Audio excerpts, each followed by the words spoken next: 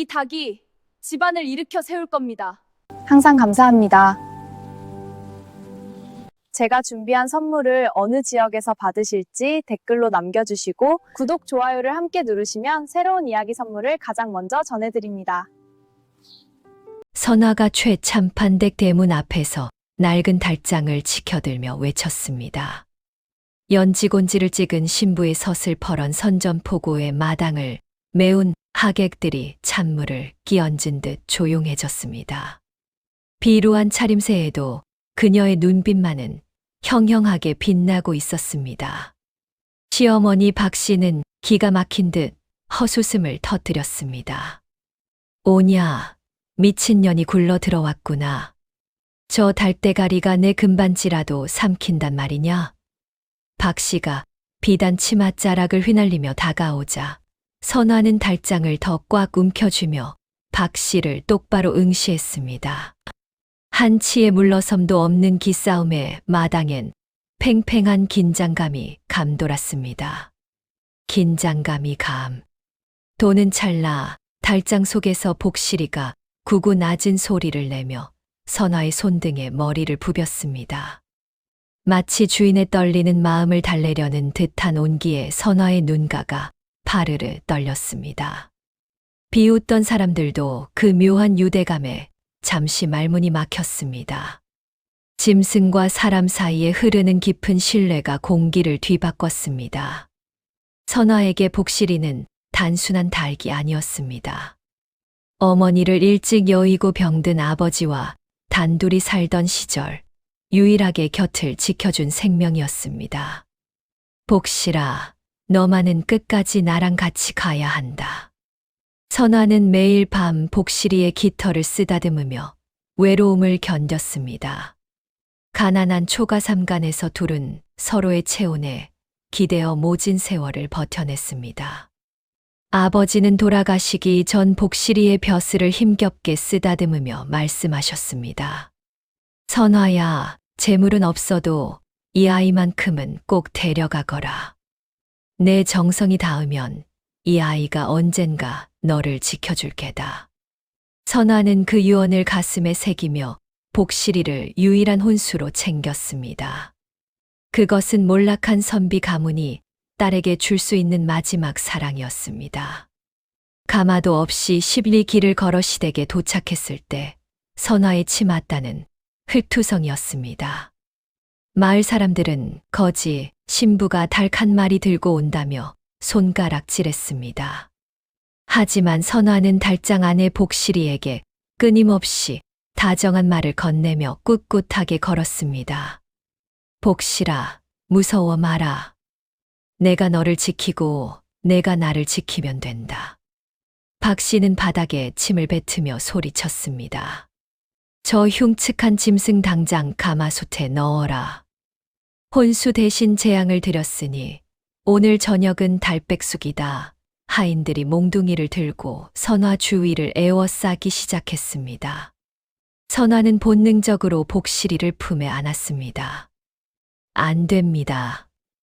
이 아이를 해치려거든 저부터 죽이십시오.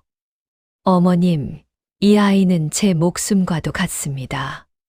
제발 거두어 주십시오. 선화가 처절하게 애원했지만 박 씨는 막무가내였습니다. 하인 하나가 선화의 팔을 거칠게 잡아챘고 그 반동으로 선화가 바닥에 쓰러지며 달장이 마당 한복판으로 구르고 말았습니다. 문이 열리고 복실이가 비명을 지르며 밖으로 튀어나왔습니다. 복실이가 공포에 질려 퍼덕거리자 박 씨가 비열한 웃음을 지으며 발을 치켜들었습니다.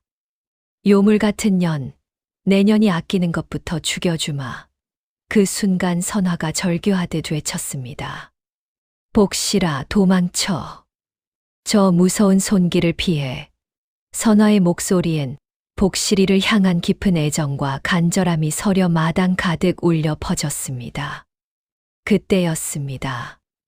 복실이가 기이한 비명과 함께 박 씨의 얼굴을 향해 날아올랐습니다. 악! 내 눈, 박 씨의 이마를 찍고 머리 장식을 낚아챈 복실이는 그대로 헛간 지붕 위로 올라갔습니다. 누구도 예상치 못한 복실이의 저항에 마당은 순식간에 아수라장이 되었습니다. 박 씨는 피가 맺힌 이마를 움켜쥐고 바닥을 굴렀습니다. 소란의 신방문이 열리며 셋째 아들 광식이가 고개를 내밀었습니다. 그는 넘어진 선화보다 제 어머니의 비명에 질겁했습니다. 어머니, 아니, 저 미친 닭이 왜 저러는 거예요? 광식은 선화를 보며 벌레 보듯 진저리를 쳤습니다. 야, 너 당장 저 닭 치워. 어디서 이런 상스러운 짐승을 집안에 들여와서 망신을 시켜. 광식은 선화가 방 구석에 복실이를 위한 비단 수건을 깔아주려던 것을 떠올리며 코방귀를 뀌었습니다. 미쳐도 단단히 미쳤군. 짐승이랑 한 방을 쓰겠다고? 내 눈앞에서 당장 사라져. 광식은 선화의 짐 보따리를 문 밖으로 내던지며 그녀를 매몰차게 밀쳐냈습니다. 선화는 남편의 차가운 눈빛에 심장이 베이는 듯한 통증을 느꼈습니다. 박 씨는 아들의 동조에 기세등등해져 소리쳤습니다. 서방님도 너를 싫다 하니 이제 끝이다.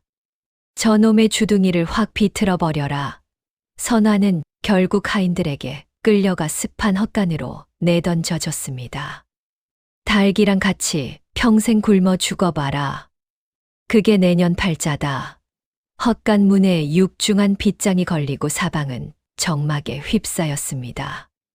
어둠 속에서 선화는 지붕에서 내려온 복실이를 품에 안았습니다. 복실아, 무서웠지? 미안하다. 내가 힘이 없어서. 선화는 깃털에 묻은 흙을 정성스레 불어내며 복실이를 다독였습니다. 선화는 구석에 놓인 찬물 한 사발을 떠서 제 마른 입보다 먼저 복실이에게 내밀었습니다. 복실이는 선화의 손을 핥으며 위로를 건넸습니다. 밖에서는 시댁 식구들이 고기 굽는 냄새를 풍기며 웃고 떠드는 소리가 들려왔습니다. 거지 신부 덕에 오늘 달 구경은 실컷 했네. 저런 요물을 들여온 걸 보니 앞날이 훤하다. 광식의 비아냥거리는 목소리가 문틈으로 들어왔습니다. 선화는 서러움에 북받쳐 주먹을 꽉 쥐었지만 복실이의 벼슬을 부드럽게 쓰다듬으며 참아냈습니다. 삼경. 쌍경이 지났을 무렵 선화의 뜨거운 눈물 한 방울이 복실이의 머리 위로 떨어졌습니다. 그 순간 복실이가 눈을 번뜩이며 선화의 품을 벗어났습니다. 녀석의 붉은 벼슬에서 희미하고 따뜻한 빛이 배어 나오더니 어두운 헛간 바닥의 한 구석을 비추기 시작했습니다. 마치 무언가 기다렸다는 듯 복실이의 몸이 가볍게 떨렸습니다. 선화는 그 신비로운 광경에 홀린 듯 다가갔습니다. 복실아, 그곳에 무엇이 있니? 나에게 보여주고 싶은 게 있는 거야? 선화가 나지막하고 부드럽게 묻자 복실이는 발톱으로 땅을 힘차게 긁어댔습니다. 탁, 탁, 탁. 일정한 리듬이 헛간에 울렸고 선화는 떨리는 손으로 그 자리를 파헤치기 시작했습니다. 한자 남집 파내려갔을 때 썩은 판자 사이로 붉은 빛이 감도는 낡은 비단 주머니가 모습을 드러냈습니다. 선화가 그것을 꺼내 들자 복실이는 늠름하게 그녀의 어깨 위에 올라앉아 벼슬의 빛을 거두었습니다. 정성과 진심이 닿아 마침내 열린 새로운 운명의 시작이었습니다. 선화의 눈엔 결연한 의지가 서렸습니다. 선화는 떨리는 손으로 흙 묻은 비단 주머니에 입구를 풀었습니다. 낡은 천 조각 사이로 쏟아져 나온 것은 눅눅한 종이가 아니라 어둠 속에서도 묵직한 광택을 내뿜는 황금 열량이었습니다. 아니, 이것이 대관절 무엇이란 말이냐. 선화는 믿기지 않는 광경에 마른 침을 삼켰습니다. 이 낡은 헛간 바닥에 누가 이런 보물을 묻어두었단 말인가. 몰락한 가문의 조상이 선화의 정성을 가상히 여겨 내려준 복인지 아니면 최참판댁 누군가가 몰래 숨겨둔 비자금인지 알 길은 없었습니다. 하지만 한 가지 확실한 것은 이 황금이 선화와 복실이의 명주를 이어줄 유일한 희망이라는 점이었습니다. 선화가 황금을 가슴팍에 꼭 품자 곁에 있던 복실이가 낮은 소리로 구구대며 그녀의 손등을 부드럽게 쪼았습니다. 마치 이 보물이 너의 것이니 두려워하지 말라고 다독이는 듯 했습니다. 선화는 복실이의 깃털을 쓰다듬으며 결연한 눈빛으로 새벽을 기다렸습니다. 다음 날 동이 트자마자 박씨는 헛간 문을 발로 차며 선화를 깨웠습니다. 어이구, 거지 신부님께서 상전 노릇하느라 아직도 꿈나라를 헤매시나? 당장 나와서 마당에 쌓인 낙엽이나 쓸어라. 박씨의 비아냥거림에도 선화는 평온한 기색으로 밖으로 나왔습니다. 그리고는 품속에서 황금 한 냥을 꺼내 박씨의 발치에 툭 던졌습니다. 어머님, 제 혼수 궤장 밑단에 숨겨두었던 비상금입니다. 이 정도면 제가 헛간을 나가 번듯한 방을 차지할 자격이 되겠습니까? 황금의 영롱한 빛깔을 본 박씨의 눈이 순식간에 뒤집혔습니다. 이게 진짜 황금이냐? 박씨는 허겁지겁 황금을 집어들어 이빨로 깨물어 보더니 금세 안색을 바꾸어 비굴한 미소를 지었습니다. 아이고, 우리 며느라기가 통이 크기도 하지. 어서 안채 건너방으로 짐을 옮겨라. 얘야, 광씨가. 어서 내 철을 부축하지 않고 뭐 하느냐? 광식은 자다 깨서 눈을 비비며 나왔다가 어머니가 선화에게 굽실거리는 꼴을 보고 입을 다물지 못했습니다. 어머니, 저 거지 신부한테 왜 이러세요? 달 냄새 나서 근처에도 가기 싫다면서요. 광식의 투덜거림에 박씨는 그의 등짝을 후려치며 호통을 쳤습니다. 이 미련 곰단지 같은 놈아. 내 처가 가져온 것이 황금이다. 황금. 당장 저 달장부터 안방으로 옮겨드려라. 광식은 억지로 달장을 들어 옮기면서도 선화를 향해 혀를 찼습니다. 운 좋게 금덩이 하나 주었다고 유세는. 쳇, 짐승이랑 한 방을 쓰는 미친년인 건 변함없지. 하지만 선화는 광식의 무시에도 아랑곳하지 않고 복실이를 위해 가장 따뜻한 자리에 비단 방석을 깔아주었습니다. 복실아, 고단했지. 이제 더는 춥고 배고픈 헛간에서 자지 않아도 된단다. 선화가 다정하게 말을 건네자 복실이는 기분 좋은 듯 날개를 파닥였습니다. 방을 얻어낸 선화는 황금에만 의지하지 않기로 했습니다. 그녀는 복실이를 데리고 마을 뒷산으로 향했습니다. 복실아, 황금은 쓰면 없어지지만 우리 힘으로 일구는 건 평생 간단다. 내 영특함으로 내 길을 일러주겠니? 선화의 부드러운 요청에 복실이는 벼슬을 꼿꼿이 세우며 앞장섰습니다. 산길을 오르는 내내 복실이는 흙냄새를 맡고 주변을 살피며 선화를 인도했습니다. 우거진 가시덤불을 헤치고 산 깊숙한 곳에 다다랐을 때 복실이가 갑자기 멈춰 서서 특정 소나무 밑동을 거칠게 파헤치기 시작했습니다. 복실아, 천천히 하렴. 여기 무엇이 숨겨져 있는 거니? 선화가 곁에 앉아 흙을 골라내자 소나무 뿌리에 엉겨붙은 하얀 덩어리들이 모습을 드러냈습니다. 그것은 장안의 거상들이 없어서 못 구한다는 귀한 약재, 백봉령이었습니다.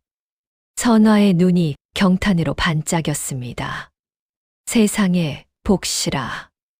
내가 정말 우리 집안의 복덩이로구나. 선화는 가져온 보따리가 터질 정도로 백봉령을 가득 담았습니다. 하지만 기쁨도 잠시 산을 내려오던 구비길에서 험상궂게 생긴 산의 둘이 앞길을 가로막았습니다. 누더기를 걸친 꼴을 보니 굶주림에 눈이 먼 어설픈 산적들이 분명했습니다. 어이, 새댁. 혼자 산에 와서 뭘 그렇게 바리바리 챙겼어. 좋은 말 할 때 그 보따리랑 은비녀 내놓고 가시지. 산적 하나가 녹슨 칼을 휘두르며 선화를 위협했습니다. 선화는 본능적으로 복실이를 뒤로 숨기며 떨리는 목소리로 대답했습니다. 이것은 제 동생들 약값을 위해 캔 약재들입니다. 제발 길을 비켜주십시오. 하지만 산적들은 비웃으며 선화의 어깨를 밀쳐냈습니다. 약값 같은 소리 하네. 그 닭이라도 잡아먹어야겠으니 이리 내놔. 산적이 복실이를 낚아채려 손을 뻗는 절체절명의 순간이었습니다. 복실아, 무서워하지 마렴. 저 무도한 자들에게 우리를 건드리면 어찌 되는지 보여주겠니? 선화가 나지막하고 강인하게 속삭였습니다. 그 순간 복실이의 붉은 벼슬이 찰나의 순간 황금빛으로 번뜩였습니다. 복실이는 기이한 비명과 함께 산적의 얼굴을 향해 번개처럼 솟구쳐 올랐습니다. 악! 내 눈! 내 눈! 날카로운 부리가 산적의 눈가를 쪼고 발톱이뺨을 길게 긋자 산적은 비명을 지르며 바닥을 굴렀습니다. 다른 산적이 당황하여 칼을 휘둘렀지만 복실이는 공중에서 화려하게 날갯짓을 하며 몸의 손등을 쪼아 칼을 떨어뜨리게 만들었습니다. 닭 한 마리에게 처참하게 당한 산적들은 귀신이라도 본 듯 혼비백산하여 산 아래로 도망치기 시작했습니다. 이건 닭이 아니야. 요물이다. 선화는 흙을 털고 일어서며 어깨 위에 내려앉은 복실이를 대견하게 바라보았습니다. 선화는 산적들을 물리친 후 유유히 저작거리로 향했습니다.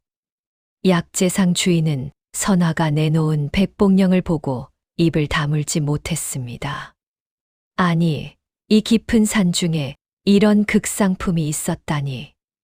대관절 이걸 어디서 구했소? 주인은 연신 감탄하며 선화에게 은전 주머니를 내밀었습니다.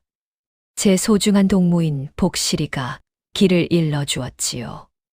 선화의 말에 주인은 닭을 쳐다보며 고개를 갸우뚱했지만 이내 돈을 넉넉히 얹어주며 다음에도 꼭 가져오라고 당부했습니다. 선화는 시장을 돌며 쌀 2포대와 복실이가 좋아하는 질 좋은 모이, 그리고 동생들에게 보낼 서찰과 돈을 챙겼습니다. 돈을 쓰는 내내 그녀의 마음은 한없이 풍족했습니다. 시어머니에게 던져준 황금보다 땀 흘려 얻어낸 이 은전들이 그녀에겐 훨씬 더 값지게 느껴졌습니다. 해가 뉘엿뉘엿 질 무렵 선화는 물건들을 지게에 싣고 당당히 최참판 댁 대문을 들어섰습니다. 마당에서 서성이던 광식은 선화의 지게에 실린 쌀 가마니를 보고 눈이 휘둥그레졌습니다. 야, 너 그 돈이 다 어디서 난 거야? 혹시 내 어머니 돈 훔친 거 아니야?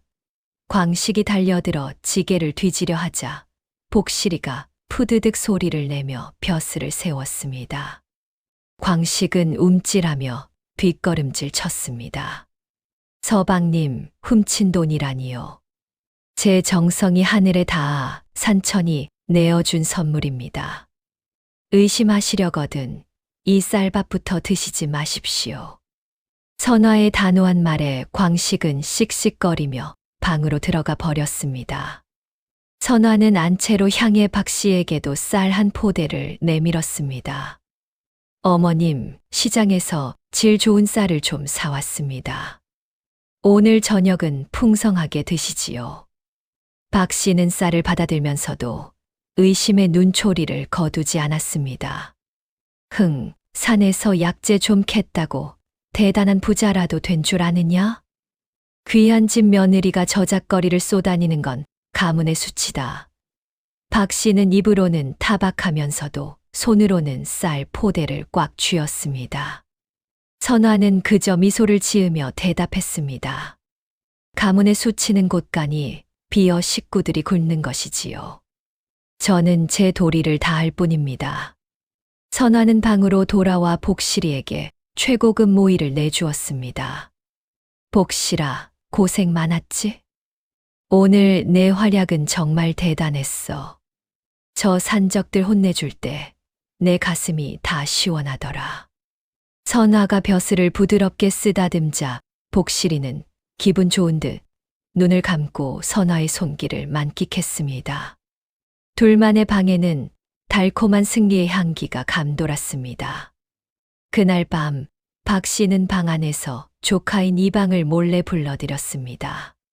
선화가 황금을 가져오고 저작거리에서 돈을 벌어오자 그 돈줄을 완전히 빼앗기 위해 새로운 음모를 꾸민 것이었습니다.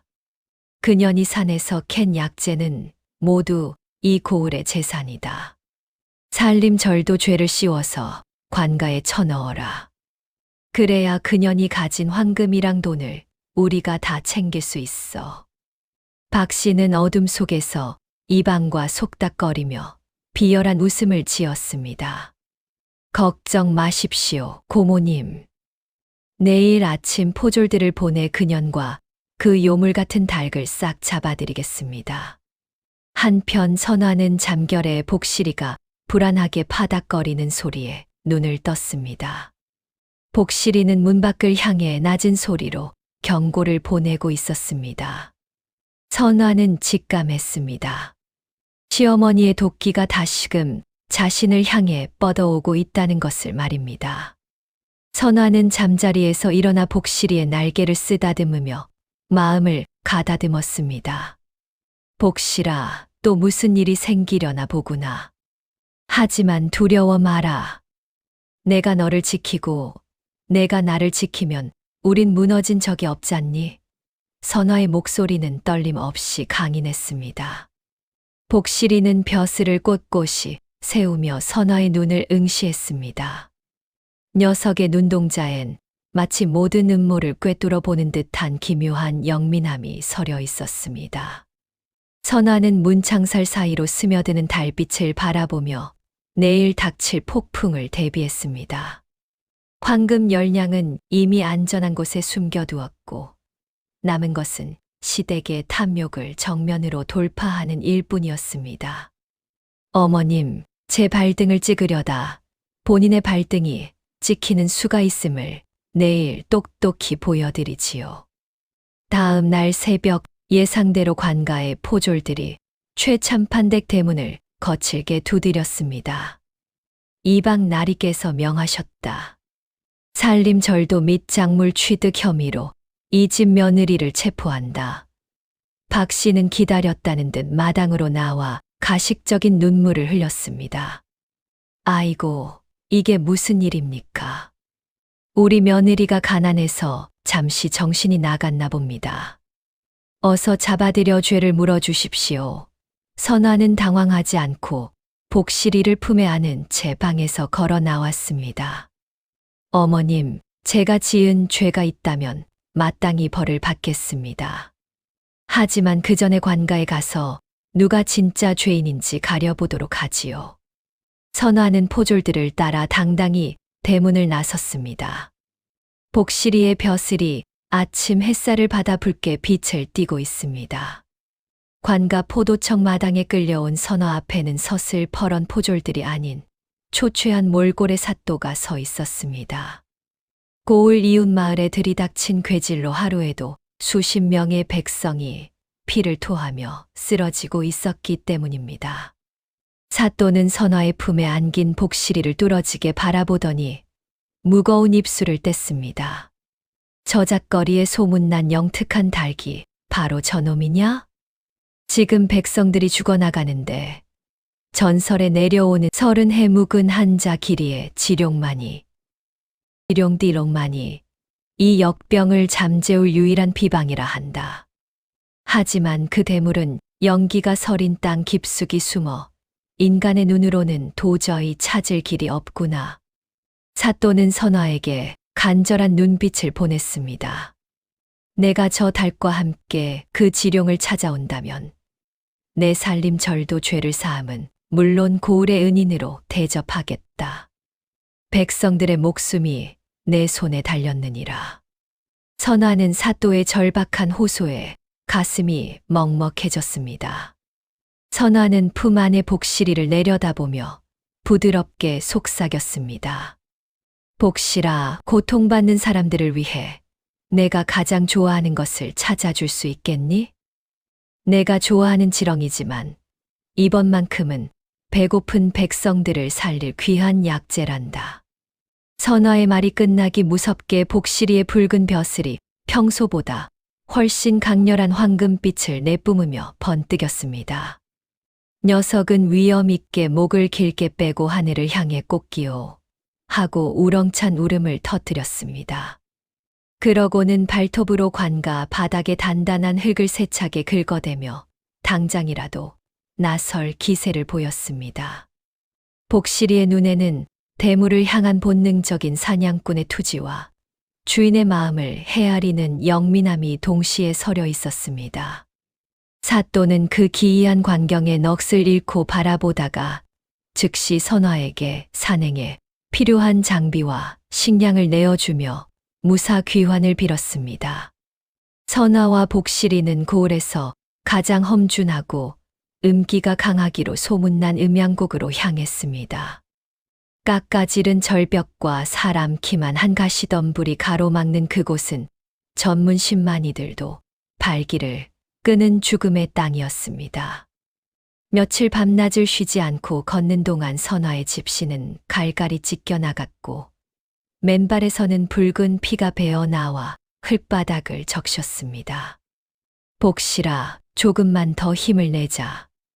우리가 포기하면 저 아래 마을 사람들은 모두 죽고 말 거야.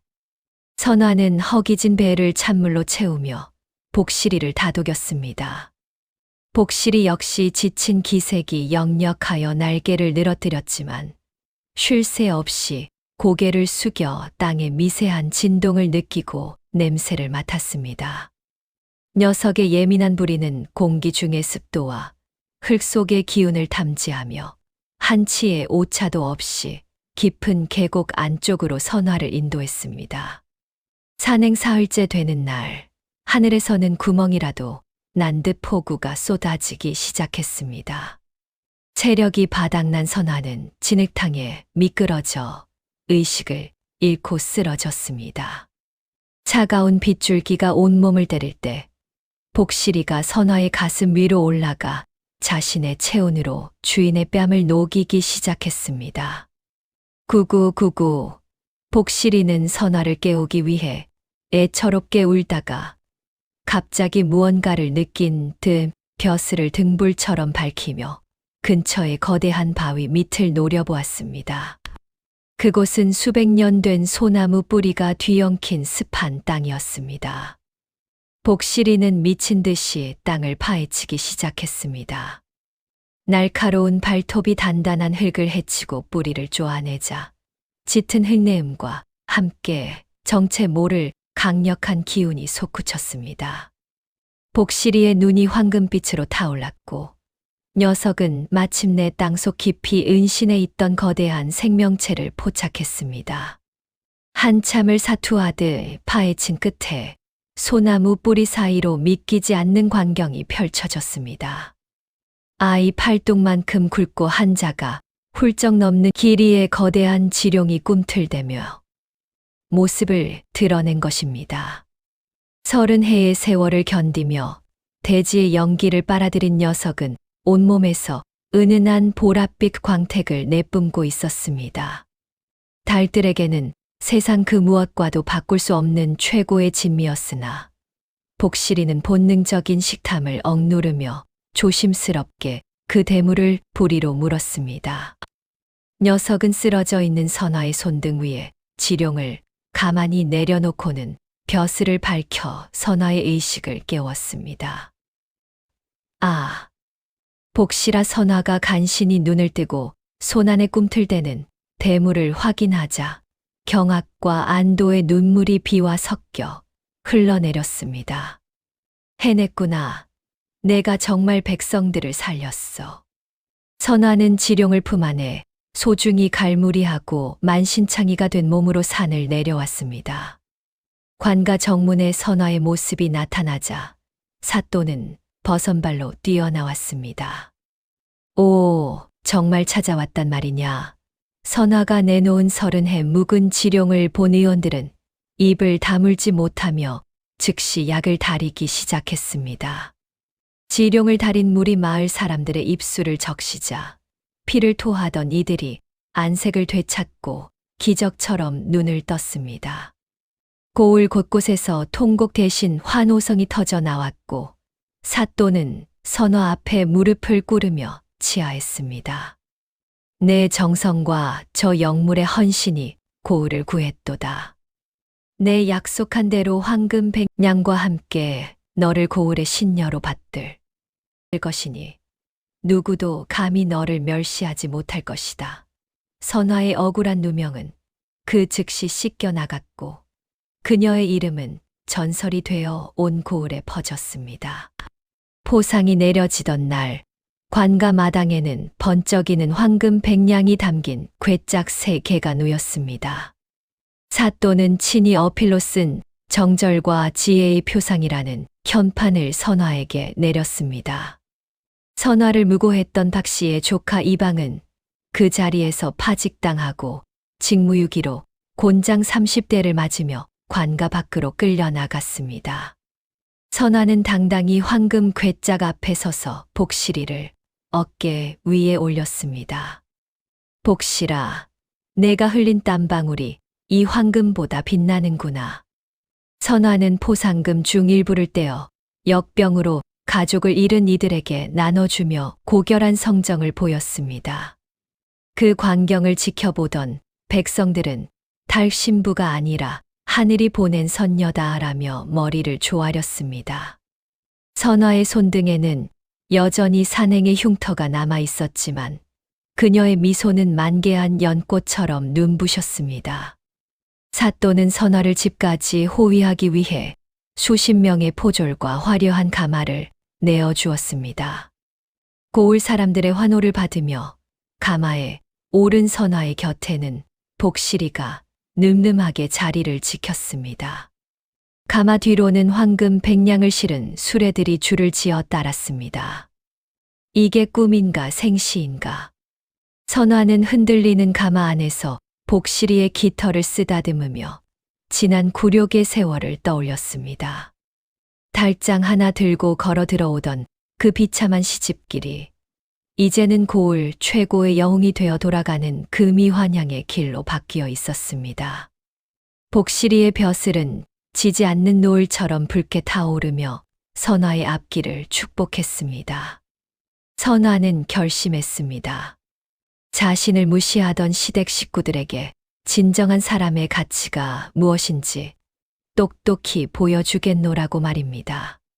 최참판댁 대문 앞에 사또의 가마가 도착하자 집안은 발칵 뒤집혔습니다. 박 씨는 선화가 역병의 제물이 되어 죽거나 관아에서 처형될 줄 알고 달백숙을 끓이며 쾌제를 부르고 있던 참이었습니다. 아니, 이게 무슨 소란이냐? 사또 나리의 가마가 왜 우리 집 앞에 박 씨가 버선발로 뛰어나왔다가 가마에서 내리는 선화와 마주치자 넋이 나간 듯 자빠졌습니다. 뒤이어 들어오는 황금 괴짝들과 사또의 현판을 본 시댁 식구들은 얼어붙은 듯 멈춰 섰습니다. 선화는 박 씨의 발치에 사또의 현판을 툭 내려놓았습니다. 어머님, 제가 돌아왔습니다. 고을의 역병을 고치고 사또 나리의 치아를 받아왔으니 이제 제 혼수가 요물인지 복덩이인지 다시 한번 말씀해 보시겠습니까? 선화의 차가운 목소리에 박 씨는 사시나무 떨듯 몸을 떨었습니다. 광식은 황금 괴짝의 눈부신 광채에 눈이 멀어 선화에게 달려들었습니다. 야, 아니 부인, 이게 다 황금이란 말이오? 아휴, 내가 처음부터 당신이 큰일을 낼 줄 알았지. 광식의 비굴한 태도에 선화는 경멸 어린 눈빛을 보냈습니다. 서방님, 이 황금은 백성들을 살려낸 제 동무 복실이의 피와 땀입니다. 당신 같은 분이 손을 댈 물건이 아니지요. 선화가 손을 휘젓자 포졸들이 광식을 밀쳐냈습니다. 선화는 박 씨를 똑바로 응시하며 말을 이었습니다. 어머님, 저를 살림 절도로 고발하신 죄, 그리고 제 소중한 동물을 해치려 하신 죄를 삿도 날있게 물으면 어찌 될 것 같습니까? 하지만 저는 며느리의 도리를 다하려 합니다. 그 대가로 오늘부터 이 집안의 모든 곳간 열쇠와 가게 권한을 제게 넘기십시오. 박 씨는 분해서 입술을 깨물었지만 사또의 이름판과 포졸들의 창끝 앞에서 힘이 없었습니다. 그래. 내가 고을의 은인이라는데 내 어찌 토를 달겠느냐. 여기 곳간 열쇠다. 박 씨가 떨리는 손으로 허리춤에 열쇠 꾸러미를 내놓자 선화는 그것을 단숨에 낚아챘습니다. 그것은 단순한 열쇠가 아니라 이 집안에서 인간으로 대접받지 못했던 서름의 마침표였습니다. 선화는 열쇠를 복실이의 목에 걸어주며 나직이 웃었습니다. 복실아, 이제 이 집안의 주인은 너와 나다. 복실이는 마치 대답이라도 하듯 벼슬을 은은하게 밝히며 이염 있게 마루 위로 올라앉았습니다. 무시당하던 가난한 신부가 황금 백냥과 함께 가문의 가장 힘 있는 사람으로 등극하는 순간 최참판 댁의 공기는 차갑고도 엄숙하게 다시 짜였습니다. 그날 밤 선화는 더 이상 건너방이 아닌 집안에서 가장 크고 화려한 안방에 자리를 잡았습니다. 박 씨는 작은 방으로 쫓겨나 밤새 한숨을 내쉬었고 광식은 아내의 눈치를 보며 방 밖에서 서성였습니다. 선화는 최고급 비단 이불 위에 복실이를 앉히고 정성스럽게 깃털을 빗겨주었습니다. 복실아, 고생 많았지? 이제 누구도 우리를 함부로 대하지 못할 거야. 하지만 이건 시작일 뿐이란다. 우리는 이 돈으로 더 큰 세상을 일굴 거야. 선화의 눈에는 단순한 복수심을 넘어선 거대한 포부가 서려 있었습니다. 복실이는 선화의 무릎 위에서 평온하게 눈을 감았고 녀석의 붉은 벼슬은 달빛보다 따뜻하게 방 안을 비추었습니다. 가난한 신부와 씨암탉 한 마리가 일궈낸 기적 같은 대역전극의 세 장이 그렇게 승리의 여운 속에 마무리되었습니다. 선화가 고을의 은인이 되어 곳간 열쇠를 쥐게 되자 집안의 공기는 사뭇 달라졌습니다. 하지만 그 풍요로움이 독이 된 것일까요? 철부지 남편 광식은 아내의 기세에 눌려 지내던 중 저작거리에서 만난 타 고을 도박꾼들의 달콤한 속삭임에 속아 넘어가고 말았습니다. 부인의 황금을 미천 삼아 한양 땅 노른자 위 상권을 잡으면 평생 아내의 눈치 안 보고 큰 소리치며 명령하며 살 수 있습니다. 악덕 사기꾼들의 달콤한 속삭임에 눈이 먼 광식은 선화가 잠든 사이 안방 깊숙이 숨겨두었던 황금 절반을 몰래 들고 집을 나섰습니다. 어리석은 광식은 그것이 자신을 완전히 망하게 이끄는 지옥행, 손님을 끄는 행위인 줄도 모른 채 어두운 밤거리를 허겁지겁 내달렸습니다. 복실이는 밤새 횃대 위에서 불안하게 날개를 파닥였으나 욕심에 눈이 먼 사내의 귀에는 영물의 경고가 들리지 않았습니다. 다음 날 아침 광식이 향한 곳은 저작거리 외곽의 허름한 주막 지하 비밀의 방이었습니다. 위조된 돈 증서와 가짜 땅 문서들이 수북이 쌓여 있었습니다. 사기꾼 두목은 광식이 내놓은 황금을 보고 비열한 미소를 지으며 가짜 서찰을 내밀었습니다. 이것만 있으면 한양 도성의 비단 상단 절반이 나으리 것입니다. 어서 손도장을 찍으시지요. 광식은 제 이름 석자를 적어 넣으며 조선 최고의 부자가 된 듯한 착각에 빠졌습니다. 하지만 지장이 찍히자마자 사기꾼들의 태도는 갑자기 변했습니다. 이런 나으리, 이 문서에 적힌 맡긴 물건이 부족하군요. 황금 100냥 전체를 내놓지 않으면 이 문서는 무효일 뿐 아니라 관청의 사기죄로 신고당하실 겁니다. 광식은 그제야 자신이 덫에 걸렸음을 깨달았지만 이미 문 밖에는 험상궂은 장정들이 길을 막아선 뒤였습니다. 광식이 실종되었다는 소식을 접한 선화는 본능적으로 나쁜 기운을 느꼈습니다. 사라진 황금 괴짝과 광식에 비어있는 자리가 모든 상황을 말해주고 있었습니다. 어리석은 사람, 결국 탐욕에 발을 들이셨군요. 선화는 절망에 빠진 박 씨의 통곡을 뒤로하고 복실이를 불렀습니다.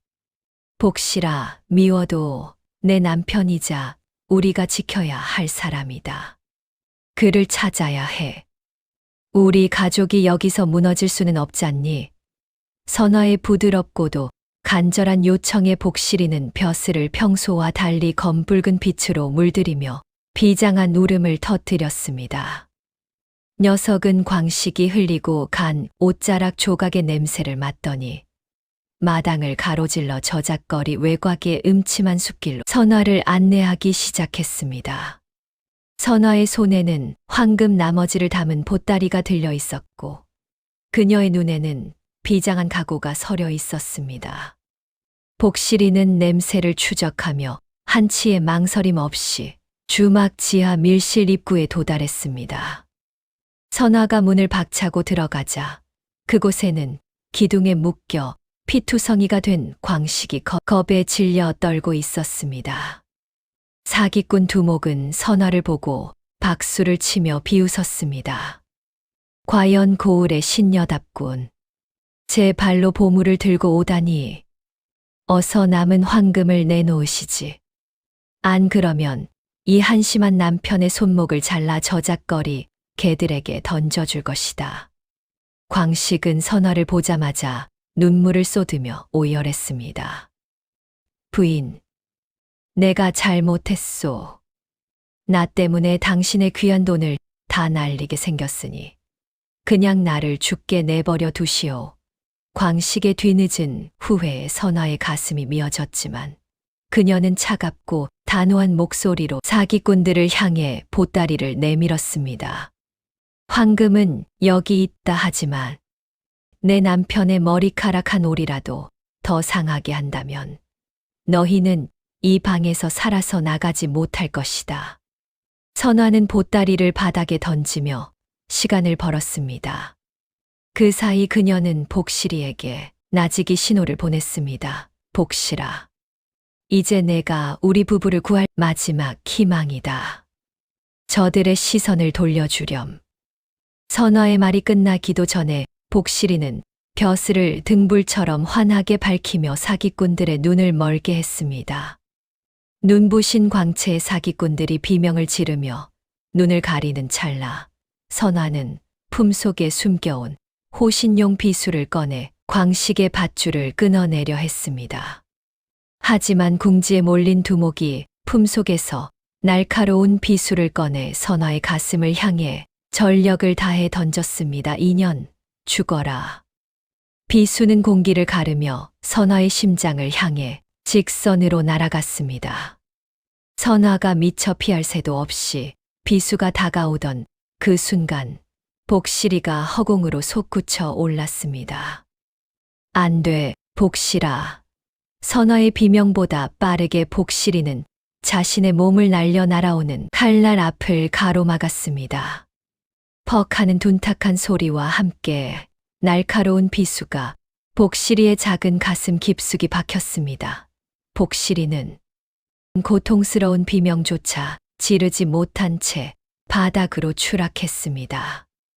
녀석의 하얀 깃털은 순식간에 붉은 피로 물들었고 등불처럼 빛나던 벼슬은 서서히 빛을 잃어가며 창백해졌습니다. 바닥에 떨어진 복실이는 가쁜 숨을 몰아쉬면서도 끝까지 고개를 들어 선화가 무사한지 확인하듯 눈을 맞췄습니다. 복실이의 눈에는 원망 대신 주인을 지켰다는 안도감만이 가득 차 있었습니다. 복실아, 안 돼. 내 동무야. 선화는 피 흘리는 복실이를 품에 안고 오열했습니다. 자신의 목숨보다 소중했던 존재가 자신을 대신해 죽어가는 모습에 선화의 영혼은 갈기갈기 찢기는 듯 했습니다. 밧줄에서 풀려난 광식은 이 모든 광경을 지켜보며 멍하니 멈춰 섰습니다. 자신을 그토록 무시하고 구박했던 짐승이 오히려 자신과 아내를 위해 목숨을 바치는 숭고한 광경 앞에 광식의 철없던 마음은 완전히 무너져 내렸습니다. 내가 도대체 무슨 짓을 한 것인가? 나 같은 놈 때문에 이 고귀한 생명이 광식은 무릎을 꿇고 통곡하며 자신의 뺨을 내리쳤습니다. 사기꾼 두목이 다시 달려들려 했지만 복실이가 흘린 피가 바닥에 닿자 기이한 기운이 방 안을 휘감으며 악당들을 압도했습니다. 때마침 선화의 뒤를 쫓아온 사또의 포졸들이 밀실을 급습했습니다. 사기꾼들은 그 자리에서 일망타진되었고 빼앗겼던 황금들도 모두 회수되었습니다. 하지만 선화의 귀에는 승리의 함성도 황금 부딪히는 소리도 들리지 않았습니다. 그녀는 차갑게 식어가는 복실이의 몸을 자신의 체온으로 데우며 울부짖었습니다. 복실아, 눈을 떠봐. 내가 없으면 이 황금이 다 무슨 소용이니? 제발 나를 혼자 두지 마라. 그때 늘 방관만 하던 광식이 선화의 곁으로 다가왔습니다. 그의 눈에는 이전에 볼 수 없었던 진심 어린 눈물과 결연함이 서려 있었습니다. 광식은 자신의 소매자락을 찢어 복실이의 상처를 지혈하며 선화의 손을 잡았습니다. 부인, 내가 죄인이오. 내 피라도 뽑아서 이 아이를 살릴 수 있다면 기꺼이 하겠소. 광식은 진심으로 참회하며 복실이의 상처를 정성껏 닦아냈습니다. 그는 집으로 돌아가는 길 내내 복실이를 품에 안고 온기를 나누었습니다. 집에 도착하자마자 광식은 자신의 방을 내어주고 명의를 불러오기 위해 밤길을 달렸습니다. 시어머니 박 씨도 복실이의 희생 이야기를 전해 듣고는 큰 충격을 받은 듯 정갈하게 씻은 물을 가져와 선화를 도왔습니다. 내 그동안 이 아이를 짐승이라 멸시했거늘 사람보다 나은 의리를 보여주었구나. 박 씨는 눈물을 훔치며 선화에게 사죄했습니다. 온 집안 식구가 복실이의 머리맡에 모여 녀석의 소생을 간절히 기도했습니다. 선화는 광식의 달라진 눈빛을 보며 비극적인 사건 속에서도 부부의 인연이 비로소 진정으로 이어지고 있음을 느꼈습니다. 며칠 밤낮을 선화와 광식은 교대로 복실이 곁을 지켰습니다. 특히 광식은 식사도 전폐한 채 복실이의 상처에 약을 바르고 녀석이 깨어나기만을 기다리며 정성을 다했습니다. 복실아, 내가 너를 다시 달기라 부르지 않으마. 너는 내 생명의 은인이요, 우리 가문의 진정한 주인이다. 광식의 진심 어린 고백이 방 안을 채웠습니다. 선화는 남편의 야윈 얼굴을 보며 처음으로 그에게 따뜻한 손길을 건넸습니다. 서방님, 이제 기운을 차리세요. 복실이도 당신의 진심을 알고 있을 겁니다. 두 사람의 손이 복실이의 날개 위에서 포개졌습니다. 과거의 원망과 무시는 사라지고 고난을 함께 이겨낸 동지애와 깊은 사랑이 그 자리를 채우기 시작했습니다. 지성이면 감천이었을까요?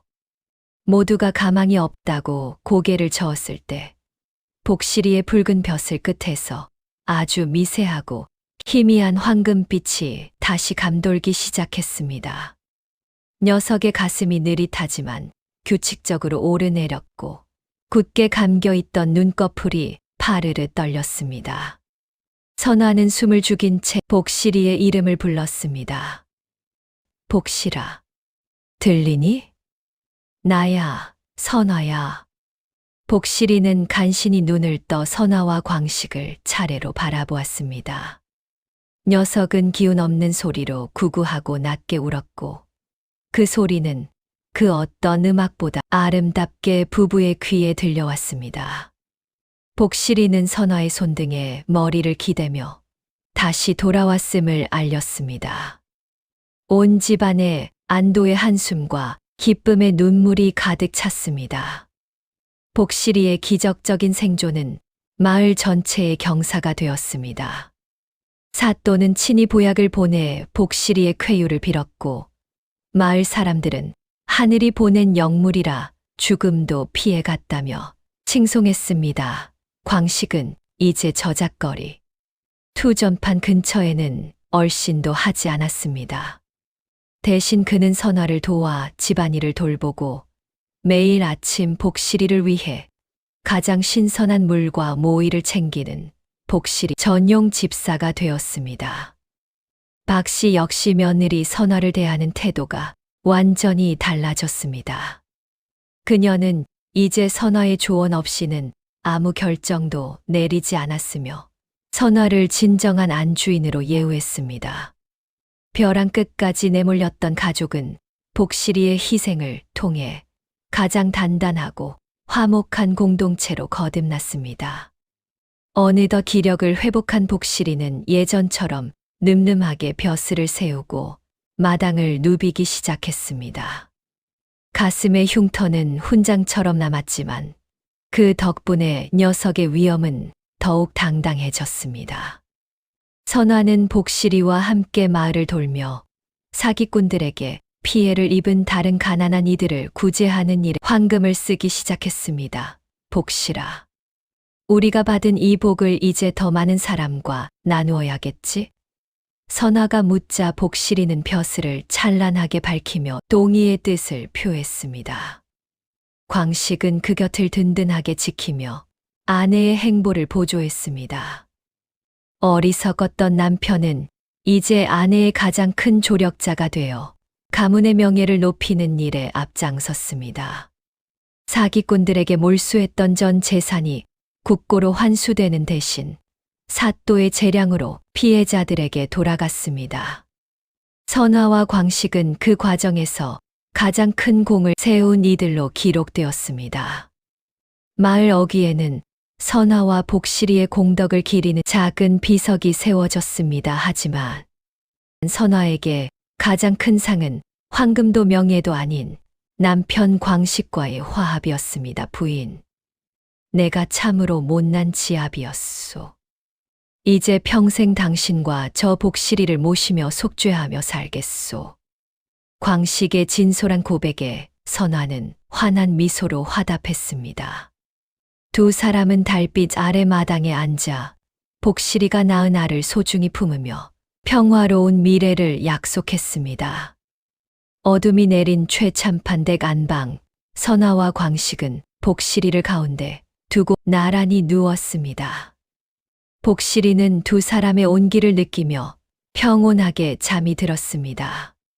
한때는 서로를 증오하고 무시하던 이들이 이제는 씨암달칸 마리를 매개로 세상에서 가장 따뜻한 가족이 되어 있었습니다.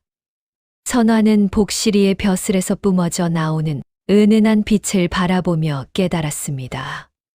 진정한 혼수는 금붙이가 아니라 서로를 위해 목숨을 걸 수 있는 정성과 사랑이었다는 것을 말입니다. 위기를 넘어 사랑과 화합으로 완성된 가족의 풍경을 비추며 가슴 벅찬 감동 속에 막을 내렸습니다.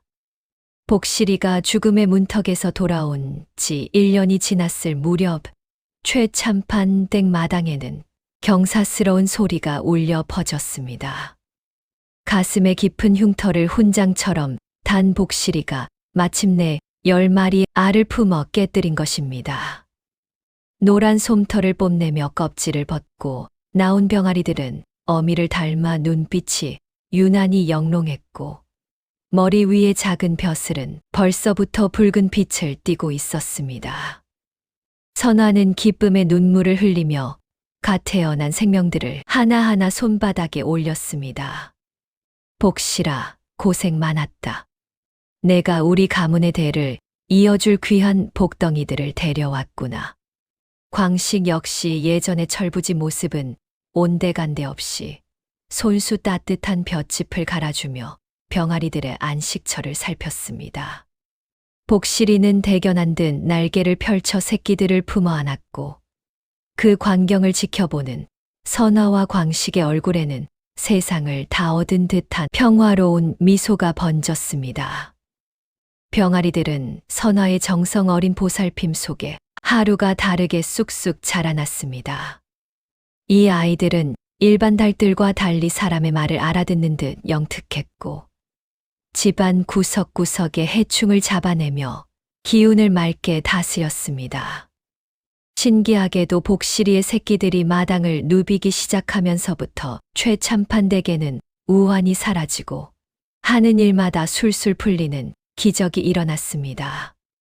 광식이 투자했던 땅에서는 풍년이 들고 선화가 돌보던 가난한 이들은 자립하여 은혜를 갚으러 찾아왔습니다. 선화는 복실이의 새끼 중 가장 건실한 녀석들을 골라 마을의 가난하지만 성실한 이들에게 한 마리씩 나누어 주었습니다. 이 아이들은 주인의 정성을 먹고 자랍니다. 지극정성으로 돌보시면 가문의 명주를 이어줄 것입니다. 선화의 나눔은 고을 전체로 퍼져나가 복실이의 후손이 들어간 집마다 병마가 물러가고 웃음꽃이 피어났습니다. 세월이 흘러 복실이의 새끼가 또 새끼를 낳고 최참판댁 마당은 수백 마리의 닭이 만들어내는 붉은 물결로 장관을 이루었습니다. 마을 사람들은 이제 이 가문을 백개 가문이라 부르며 존경을 표했습니다. 하지만 번창함이 극에 달하면 시기하는 무리가 생기는 법입니다. 인근 산을 근거지로 삼던 흉악한 산적대 수십 명이 최참판 댁의 황금을 노리고 야밤을 틈타 담을 넘었습니다. 마을 포졸들이 깊은 잠에 빠진 삼경의 시각. 검은 복면을 쓴 산적들이 칼날을 번뜩이며 안채로 소리 없이 다가갔습니다. 만약 이대로 안채가 뚫린다면 선화와 가족들의 목숨은 풍전등화와 같았습니다. 하지만 산적들이 마당 한복판에 발을 들이는 순간 잠들어 있던 수백 마리의 닭이 일제히 눈을 번뜩이며 자리에 일어섰습니다. 절체절명의 위기 순간 횃대 가장 높은 곳에 있던 늙은 복실이가 날카롭고 우렁찬 울음소리를 터뜨렸습니다. 그것은 가문의 수호군을 깨우는 장군의 호령과도 같았습니다. 순식간에 마당과 헛간, 지붕 위에 있던 수백 마리의 닭이 일제히 날개를 퍼덕이며 산적들을 향해 솟구쳐 올랐습니다. 악! 이게 뭐야? 웬 닭들이 이렇게 공격을 해? 산적들은 난데없는 닭들의 습격에 혼비백산했습니다. 복실이의 후손들은 벼슬을 붉게 밝히며 산적들의 눈가를 사정없이 쪼고 날카로운 발톱으로 얼굴을 길게 그어버렸습니다. 수백 마리가 내뿜는 벼슬의 빛은 칠흑 같은 어둠을 대낮처럼 환하게 밝혔고 그 위압감에 산적들은 칼을 휘두를 엄두조차 내지 못했습니다. 짐승이 아니라 마치 훈련된 군대처럼 일사불란하게 움직이는 닭들의 기세에 산적들은 공포에 질려 비명을 질렀습니다. 산적 두목이 칼을 휘둘러 닭들을 쫓으려 했으나 복실이가 직접 지붕에서 내려와 두목의 정수리를 강하게 쪼았습니다. 이 요물 달들이 사람을 죽인다. 도망쳐라. 산적들은 사람이 아니라 귀신 달들이다 라며 작물 보따리도 내팽개친 채 담장을 넘어 도망치기 시작했습니다. 하지만 이미 복실이의 울음소리에 잠에서 깬 광식과 하인들, 그리고 마을 포졸들이 대문 밖에서 그물을 들고 대기하고 있었습니다. 달들에게 쫓겨 정신없이 뛰쳐나온 산적들은 단 한 명도 빠짐없이 포졸들의 손에 일망타진되었습니다. 이 사건은 조선 팔도의 100마리 달개 군단이 도적을 물리친 기적으로 대대적으로 보도되었습니다. 선화는 마당을 가득 메운 달들을 하나하나 쓰다듬으며 고마움을 전했습니다. 이제 복실이의 혈통은 단순한 짐승이 아닌 가문의 수호신으로 추앙받게 되었습니다. 이후 최참판댁은 그 누구도 감히 넘볼 수 없는 신성한 장소가 되었습니다. 선화는 하사받은 황금과 번창한 재산으로 고을의 서당을 세우고 흉년마다 곡간을 열어 백성들을 구제했습니다. 복실이는 이제 나이가 들어 예전처럼 높이 날지는 못했지만 여전히 선화의 곁을 지키며 집안의 기강을 바로잡았습니다. 광식은 이제 고을에서 소문난 애처가이자 선량한 자산가로 변모하여 매일 아침 복실이와 그 후손들을 위해 신선한 채소와 곡물을 직접 챙겼습니다. 부인, 이 아이들이 없었으면 우리 목숨이 10개라도 모자랐을 거요. 참으로 고마운 아이들이요. 광식의 진심 어린 말에 선화는 빙그레 미소 지었습니다. 두 사람 사이에는 고난을 함께 이겨낸 깊은 신뢰와 사랑이 가득 찼고, 가문은 조선에서 가장 화목하고 부유한 명문가로 우뚝 섰습니다. 수십 년의 세월이 흘러 선화의 머리에는 하얀 서리가 내려앉았습니다. 그녀의 자손들은 어머니의 가르침을 받아 모두 성품이 곧고 지혜로운 인재로 성장하여 가문의 이름을 드높였습니다. 노년의 선화는 평화로운 오후 마당 평상에 앉아 수백 마리의 닭이 만들어내는 붉은 물결을 바라보며 깊은 상념에 젖었습니다. 곁에는 이제 털이 많이 빠지고 눈이 침침해진 늙은 복실이가 선화의 무릎에 머리를 기대고 있었습니다. 복실아, 참으로 긴 세월이었지. 내가 그 낡은 달장에 담겨 나에게 왔던 날이 엊그제 같은데, 선화가 쉰 목소리로 말을 걸자 복실이는 마지막 힘을 다해 벼슬을 은은하게 밝히며 대답하듯 작게 구굿했습니다. 선화는 복실이의 마른 날개를 쓰다듬으며 이것이 생을 마감하기 전 마지막 대화가 될 것임을 직감했습니다. 그해 겨울 첫눈이 소복이 내리던 밤이었습니다. 선화는 안방 아랫목에 복실이를 눕히고 정성스럽게 깃털을 빗겨주었습니다. 복실이는 평온한 눈빛으로 선화를 바라보다가 마치 잠이 들 듯 조용히 숨을 거두었습니다. 녀석이 떠난 자리에는 기이하게도 벼슬의 빛을 닮은 영롱한 붉은 보석 같은 작은 알 하나가 남겨져 있었습니다. 선화는 통곡하는 대신 복실이의 눈을 감겨주며 나직이 웃었습니다. 고마웠다. 내 평생의 동무야. 먼저 가서 우리 아버지 만나 뵙고 기다리렴. 선화는 복실이를 양지바른 가문의 선산 명당에 묻어주고 작은 비석을 세웠습니다. 마을 사람들은 영물의 죽음을 애도하며 사흘간 고기 먹는 것을 금하고 복실이의 넋을 기렸습니다.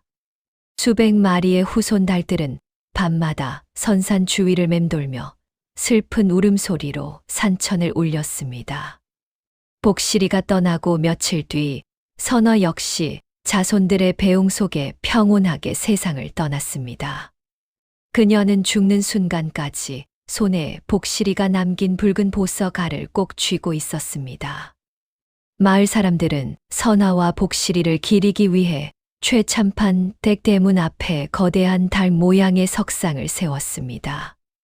신기하게도 그 후로 수백 년이 지났지만 그 가문은 단 한 번도 무너지지 않고 대를 이어 번창했습니다. 가문의 자손들은 대대로 닭을 소중히 여겼으며 지금도 집안에 우환이 생기려 하면 석상의 벼슬이 붉게 빛나며 경고한다는 전설이 전해 내려옵니다. 정성을 다하면 미물도 가문을 세운다. 가난한 신부가 씨암닭 한 마리를 안고 들어왔던 그 시집길이 결국 조선에서 가장 위대한 사랑과 기적의 역사가 되어 영원히 전해지며 대단원의 막이 내렸습니다. 구독, 좋아요를 함께 누르시면 새로운 이야기 선물을 가장 먼저 전해드립니다.